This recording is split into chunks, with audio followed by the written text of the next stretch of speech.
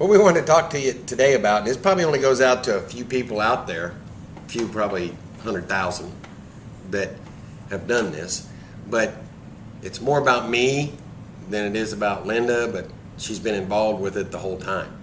When I met Linda, I've been a musician ever since I started playing drums when I was 12 years old. Hence Taz. Oh, you can't see it for the glasses. Glasses helped me see up close. Yeah. It's not necessarily the first thing that goes, but I got Taz all over the place. Anyway, that was a bonding experience I can explain sometime. Anyway, I started playing professionally when I was 17 years old and have played from there all the way up to in my 40s before I finally quit.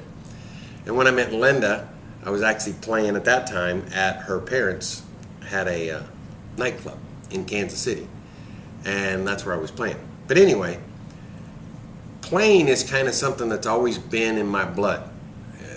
Rhythms there, the music there, the beats there.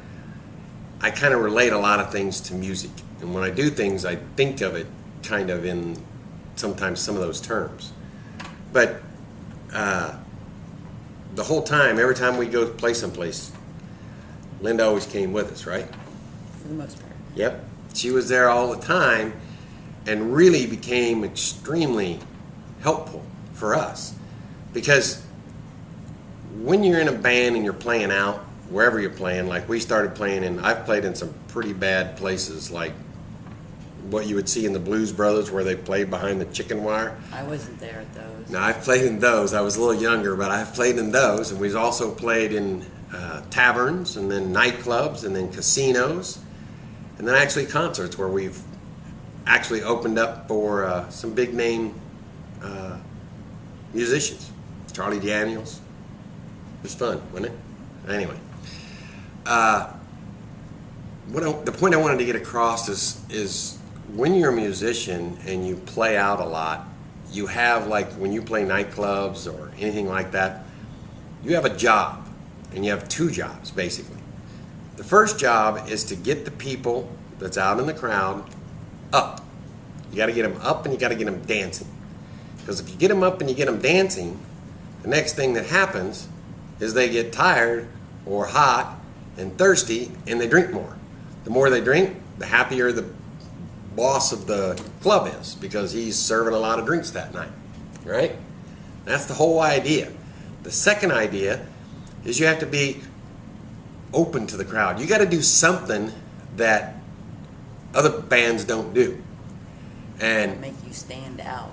Yeah, and I was kind of strange, and I got with a group of people that were kind of strange too. So, but all musicians are strange. Yeah, she thinks all musicians are strange, and I would have to agree with her because I know a lot of in their own little really strange musicians. In fact, there's a guy named Joe Schroeder. I think he's probably a musician some way or another because he's pretty strange too. He even says he is, but that's beside the point. You have to do something to get the crowd involved so they have the best time that they've ever had. Because you're only there sometimes maybe a week, maybe only 2 nights, and then you got a chance to come back, but you only want to come back if you did a good job, right? So you can also lay little things around on the table that explain the band, where you came from, how you got to be where you're at, that kind of thing, right? And the more you do that, the more they become part of you. And so when you come back into town, they're coming to hear you. Or they follow you to other towns to find you. Yeah, it's fantastic. It really is. And you can correlate a lot of online businesses with the same way because you want to get out to people, you want to let people know who you are, where you come from, what are you doing, how'd you get there, and why do I want to even be involved with you, which is kind of what we're doing. And the only reason I can think of to be involved with us is because we're going to help you a lot, right? And we're true and real. I mean, as much as he loved playing the drums, and that's what made his band and his group so good is because they really loved what they did and they cared about Yeah. what the people thought. Yeah, we cared about the people because we would go out and ask them if there was things they wanted or things they needed.